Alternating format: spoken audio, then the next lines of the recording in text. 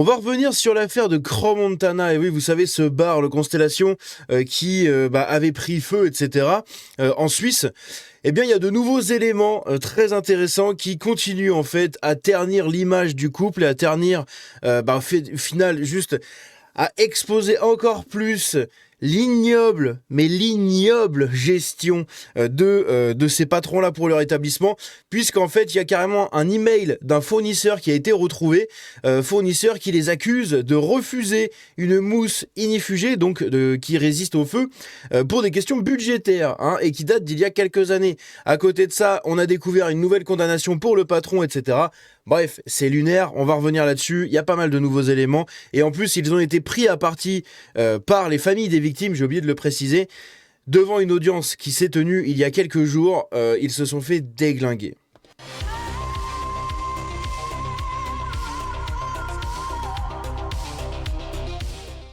Donc, comme je le disais, on a de nouveaux éléments sur cette affaire-là, autour de Crans-Montana.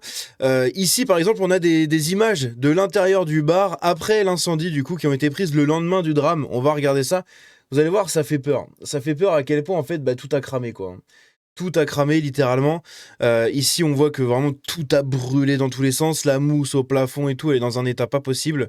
Et puis, tout, quoi. Les chaises, les tables, c'est un enfer. C'est vraiment un enfer, sans déconner. Vous allez voir les images de l'escalier après, par où sont passées les victimes, c'est un enfer. Donc ici, pareil, on a d'autres images d'un autre renfoncement. Ici, une image devant le bar, donc ça c'est à l'étage. À l'étage, vous avez donc ici la porte d'entrée. Si je vous déplace juste un peu la photo, vous voyez la porte d'entrée. Au milieu, ce que vous avez ici, c'est la descente pour aller vers le sous-sol. Et en haut, vous avez le bar, etc.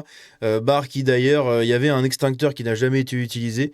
Très bizarre. Mais on voit que les flammes, en fait, sont vraiment remontées. Puisque même en haut et tout, ça a quand même pas mal cramé et tout. Enfin, putain, quand on voit l'état du truc, laissez tomber, quoi. Donc ici, ça, c'est un enfer. Vraiment. La taille de l'escalier. Ça, c'est l'escalier par lequel ont dû passer les victimes, d'accord ? Imaginez-vous avec un feu monumental comme il y a eu, en essayant de passer par là. Dans un escalier qui faisait à peine 1 mètre de large. Là. Parce que là, l'escalier est vraiment tout petit. Tu passes qu'une personne par une personne. Donc imaginez les personnes, tout en paniquant, qui devaient pousser, tirer... Mon Dieu, mais l'enfer qu'ont vécu les victimes, quoi, c'est un truc de fou. Tout ça pour des questions de thunes, n'est-ce pas ? On met la sécurité en danger pour des questions de thunes. C'est absolument dingue. Donc ici, on a ça. Ensuite, on a donc ceci. Donc ils ont été pris à partie par les familles des victimes devant l'audience. Ils ont eu une audience de 8 heures quand même. C'est des questions qui ont été posées, je crois, à la femme du patron, donc Jessica Moretti.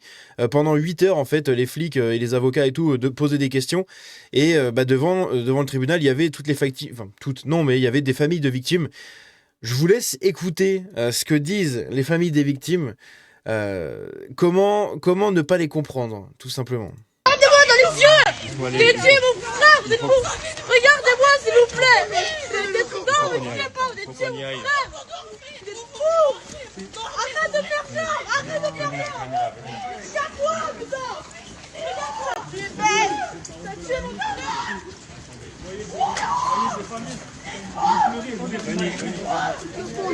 Dites-le que vous n'avez pas suivi les mesures de sécurité.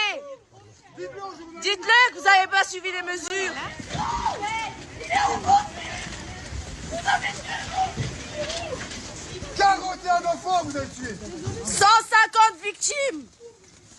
Vous pensez à eux? 156 victimes. J'espère que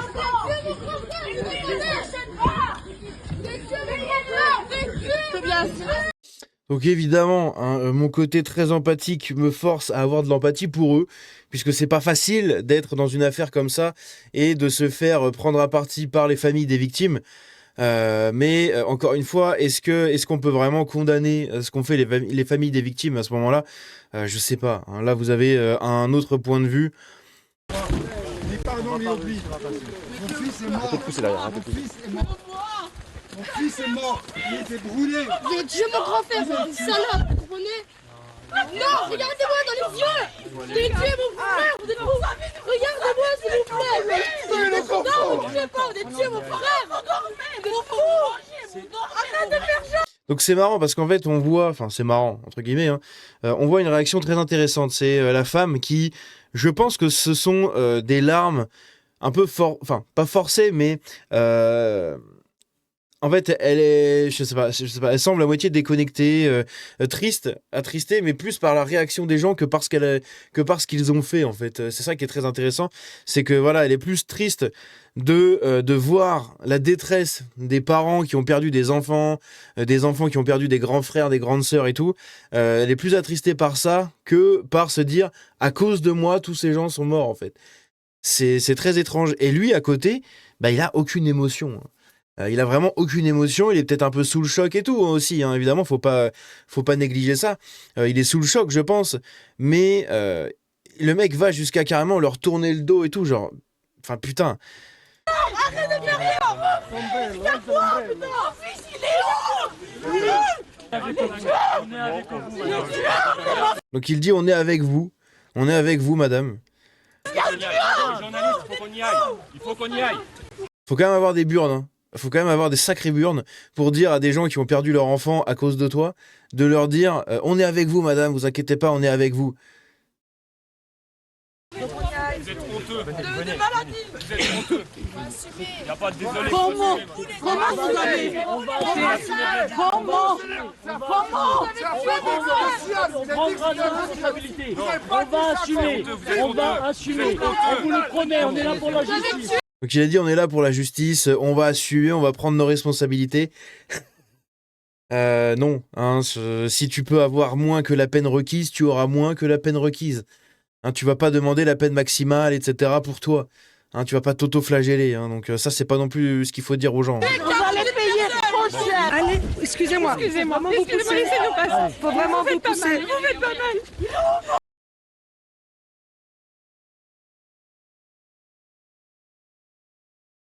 Bref. À côté de ça, donc on a appris d'autres nouvelles choses très intéressantes, puisque ici, donc je vais juste vous remettre ça comme il faut. Hop. Normalement, c'est assez centré. Donc, on a appris quelque chose d'intéressant. Comme je l'ai dit, il y a un contenu d'un mail qui est inédit. Voilà. On a un fournisseur des Moretti qui les accuse en fait d'avoir refusé sciemment une mousse inifugée pour des questions de budget. Ok. Alors que ils ont fait des travaux maison, ils n'ont pas eu de contrôle de sécurité, ça a été un peu validé bizarrement, les permis, etc. Bref, il y a des choses très cheloues. L'incendie qui s'est déclaré dans le bar Le Constellation à Crans-Montana la nuit du Nouvel An, faisant du coup 41 morts et 115 blessés, a été provoqué par des feux de Bengale qui ont touché la mousse, donc les feux des bouteilles. C'est un élément du dossier qui est régulièrement revenu dans l'affaire. La mousse antiphonique présente au plafond le bar de Constellation est toujours au cœur de l'enquête, alors que cette dernière s'est embrasée la nuit du Nouvel An. Comme je l'ai déjà dit, moi j'en ai partout dans mon bureau de la mousse, d'accord ? J'en ai au-dessus, j'en ai sur les côtés, etc. Sauf qu'en fait, toute cette mousse-là, eh bien, c'est une mousse inifugée. J'ai fait les tests avec une de mes mousses qui s'est décrochée du plafond ou... je sais même plus si d'au-dessus de ma tête. Elle est tombée en fait parce que la colle, il faudrait que je remette un peu de la colle. Mais en fait, j'ai fait un test chez moi, j'ai brûlé la mousse pour voir ce que ça faisait et comment elle réagissait. Et en fait, la mousse ne brûle pas. Hein. C'est-à-dire que tant que je mets la flamme et que je tiens le briquet et l'allume-gaz en fait sur la mousse, elle va brûler. Et dès que je coupe, hop, la mousse s'éteint, enfin le feu s'éteint direct en fait. Donc elles sont totalement inifugées. Là, vous avez une prise de chaleur, une petite flamme, le tout s'est embrasé, mais un truc de fou. Hein. Donc moi, je les ai payés bonbons, mes mousses dans mon bureau, mais je préfère ça que d'avoir un incendie ou un barbecue géant dans mon truc, quoi. Donc le bar de Constellation, blablabla, alors que cette dernière s'est embrasée la nuit du Nouvel An, lorsque les feux de Bengale, blablabla. Donc, près d'un mois plus tard, la presse italienne s'est à nouveau penchée sur cet élément et a dévoilé un mail d'un certain Robert, non pas De Niro, mais Borbiro, un fournisseur de matériaux du couple qui leur aurait envoyé un message, à la police de Crans-Montana pour dénoncer les gérants. D'accord, c'est le fournisseur qui les dénonce directement. Toujours d'après nos confrères, c'est Sébastien Fanti, un avocat qui représente plusieurs victimes, qui aurait mis la main en premier sur ce fameux message avant d'écrire au parquet de Suisse. Ce mail n'est pas au dossier, ce qui est surprenant. Son contenu est véritablement inédit puisqu'il provient de la personne qui a conçu la décoration intérieure du restaurant. Donc en fait, c'est l'avocat du coup des victimes qui représente plusieurs familles de victimes, qui a envoyé ça en fait au parquet en leur disant mais pourquoi vous n'avez pas ce truc-là dans le dossier en fait ? Pourquoi ce mail n'est pas dans le dossier ? Et justement, on va le lire le mail. Selon les informations du média italien Il Messaggero, l'ouvrier en question aurait expliqué avoir réalisé le mobilier pour monsieur et madame Moretti à l'occasion de l'ouverture de leur club en 2016. Lors de la confirmation de la commande, j'ai proposé de recouvrir l'ensemble de la structure avec de la mousse inifuge. Cette option a été refusée par le client pour des raisons budgétaires. Dans son mail, Robert Barbero aurait également évoqué des problèmes de sécurité qu'il indique avoir constatés avant l'ouverture.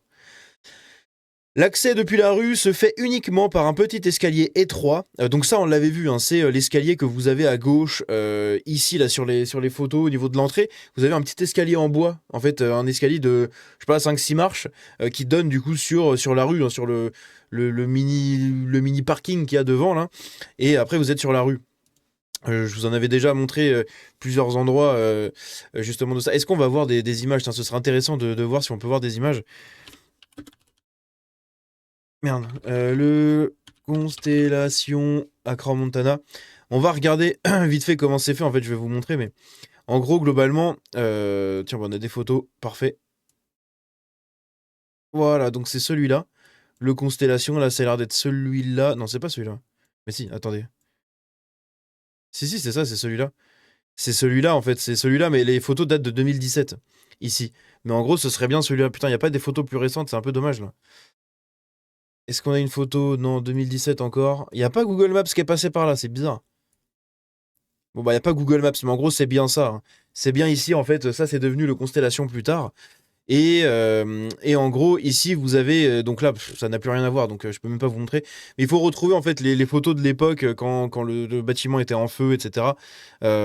Ici, je peux pas vous la montrer, parce que ça va passer en dollar jaune encore. Mais en gros, vous avez un tout petit escalier en bois, vraiment tout fin. Un tout petit escalier en bois juste devant le bâtiment qui mène dans cette entrée-là. Et de là, vous pouvez circuler à l'étage et vous pouvez descendre au sous-sol. Sous-sol d'où provenait, du coup, ce feu, au final. Bref, donc... l'accès depuis la rue se fait uniquement par un petit escalier étroit. L'espace était dépourvu de système de ventilation fermé. Au fond de la salle, une petite porte donne sur un espace ouvert, mais celui-ci ne constitue pas une issue de secours conforme à la réglementation. Je reste à votre disposition pour toute question. Donc ça, c'est un mail qu'il aurait envoyé tout simplement comment dire, un mail que le mec aurait envoyé à la police, en fait, tout simplement.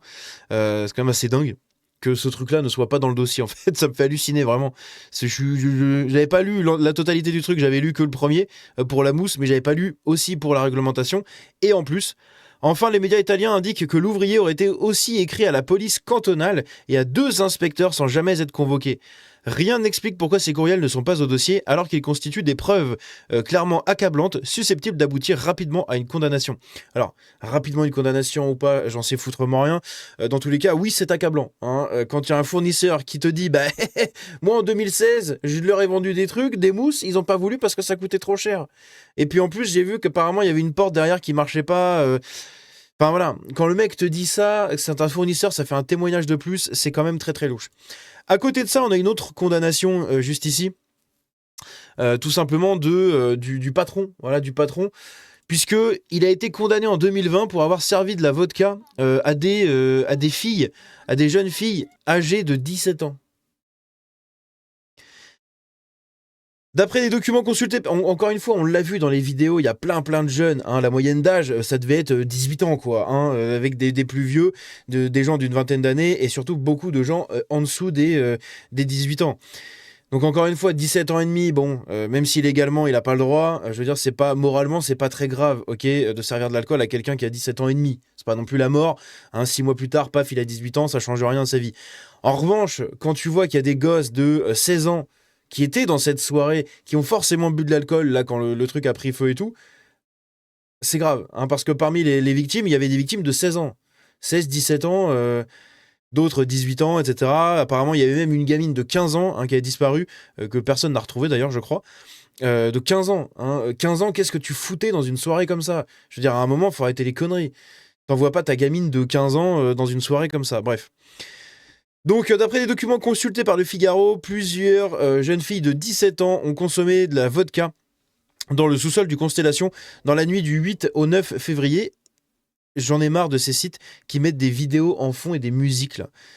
C'est un enfer, vraiment. L'une d'elles a été retrouvée dans un état semi-comateux dans la rue quelques heures plus tard, quand même. Regardez ça, les vidéos qui se lancent automatiquement, c'est un enfer. Avant l'incendie du Constellation, Jacques Moretti était déjà connu des autorités suisses. En avril 2020, le gérant français avait été reconnu coupable d'avoir servi de l'alcool fort à des mineurs au sein du Constellation, ce même bar qui a pris feu, blablabla. Il avait alors écopé d'une amende de 300 francs suisses, environ 330 €, précise l'ordonnance pénale consultée par le Figaro, confirmant une information de Libération et de la Neusserscher Zeitung, la NZZ, un journal, je pense, suisse. Un quotidien suisse. Cette peine avait été prononcée par le service de l'industrie, du commerce et du travail du canton du Valais. D'après les rapports de la police municipale, plusieurs filles âgées de 17 ans ont consommé de la vodka dans ce sous-sol du bar de la nuit du 8 au 9 février 2020. En Suisse, il est interdit de vendre de l'alcool fort à des personnes mineures, comme en France, je suppose. En revanche, les adolescents de 16 à 18 ans peuvent boire du vin, de la bière ou du champagne. Ok, donc ils ont le droit de boire de l'alcool soft, de l'alcool doux, tout ce qui est vin, bière, etc. Ok, mais t'as pas le droit de vendre de la vodka, du whisky ou des choses comme ça, du cognac, etc. En fait, t'as des gosses, c'est de l'alcool fort et c'est interdit. Donc ok, ils ont quand même le droit de consommer de l'alcool, notamment du vin, de la bière ou du champagne. Donc ça remet en fait en cause ce que je disais juste avant, comme quoi il y avait des gosses de 15-16 ans qui étaient là-bas, qui ont forcément bu de l'alcool. Ils ont le droit d'être là-bas. Après, au niveau moral, etc., et au niveau éducation des parents, je sais pas. Moi, personnellement, j'enverrai jamais mes gamines à cet âge-là avec 150 autres jeunes dans un bar un peu comme ça. C'est hors de question, en fait. Mais encore une fois, il y a des gens qui le font. Écoutez, c'est comme ça. Bref. Cette nuit-là, vers 4h du matin, la police est intervenue après un appel pour venir en aide à une adolescente de 17 ans qui se trouvait dans un état semi-comateux. Bon, elle a fait un coma éthylique, fortement alcoolisée et partiellement dévêtue, dans une rue de cette station de ski suisse très huppée. Les agents l'ont conduite au poste de police, mais la jeune femme s'est évanouie à peine sortie de la voiture, probablement en raison de l'alcool qu'elle avait ingurgité et du temps qu'elle avait passé au froid. Une ambulance a donc été dépêchée sur place. En plus, oui, c'est dans les montagnes suisses, c'est une station en Suisse, en février, donc oui, il y avait de la neige sûrement, il devait cailler sa mère, là. 17 ans. Quelques jours plus tard, l'adolescente a été convoquée au poste de police où elle a raconté s'être rendue aux Constellations vers 22h30 sans que son âge n'ait été vérifié à l'entrée de l'établissement. Ça, c'est grave. Seule l'une des filles de son groupe d'amis, âgée de plus de 18 ans, a été contrôlée par l'agent de sécurité. C'est toujours comme ça que ça se passe. Moi-même, quand j'étais au lycée, pas loin de mon lycée, il y avait un bar à ambiance. Et nous, on allait dedans, en fait, pour aller boire des coups, aller boire des trucs. Et souvent, en fait, comme moi et mon pote, on faisait plus vieux, du coup, on faisait venir aussi d'autres gens à côté. Donc, il y avait des filles de notre classe, il y avait d'autres mecs et tout. Mais bon, on avait 17 ans, dans ces eaux-là. On avait 16-17 ans. Et puis encore une fois, on n'allait pas là-bas pour se prendre une murge, mais on allait boire une bière, boire un truc. On n'allait pas boire de l'alcool fort, voilà, on n'allait pas se prendre une race à la vodka, quoi. Bref, en plus la vodka c'est dégueulasse, mais bref, ça c'est un autre débat. Une fois à l'intérieur, le groupe de 6 a commandé une bouteille de vodka. Et à nouveau, la carte d'identité des mineurs n'a pas été consultée par les serveurs. L'une des jeunes femmes de la bande, qui a témoigné auprès des forces de l'ordre, a reconnu que le Constellation était un bar connu pour facilement consommer de l'alcool et échapper au contrôle d'identité. Ça c'est problématique, quand ta réputation dans le truc c'est ça, c'est problématique. Donc ce n'était pas la première fois que j'aurais fréquenté le Constellation, j'avais jamais fait l'objet d'un contrôle à l'entrée. Nous savons qu'à Cran, il est assez facile d'entrer et de se faire servir sans contrôle. Ok. Questionné à son tour par la police, Jacques Moretti a affirmé ne pas avoir été au courant de cet incident, mais que c'était possible. Je ne suis pas tout le temps derrière mon personnel, je ne peux rien affirmer. Ça s'entend. Le patron a aussi assuré qu'il demandait toujours à ses serveurs de contrôler l'âge. Oui, mais bon, après, tu peux leur demander de faire des trucs sans qu'ils le fassent.